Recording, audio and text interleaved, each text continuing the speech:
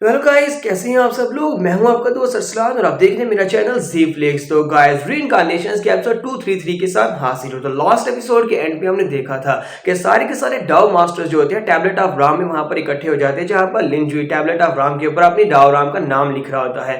तो वहां पर आने के बाद जो डाव मास्टर होता है यानी कि एम्परर बाइलू होता है, वो उसे कहता है कि तुम इस लायक नहीं हो कि तुम यहाँ पर आकर अपना नाम लिख सको, तुम्हें अपनी क्वालिफिकेशंस को यहाँ पर दिखाना पड़ेगा। तो यहाँ पर से हमारी अगली एपिसोड स्टार्ट होगी। तो चलिए जल्दी से स्टार्ट करते हैं।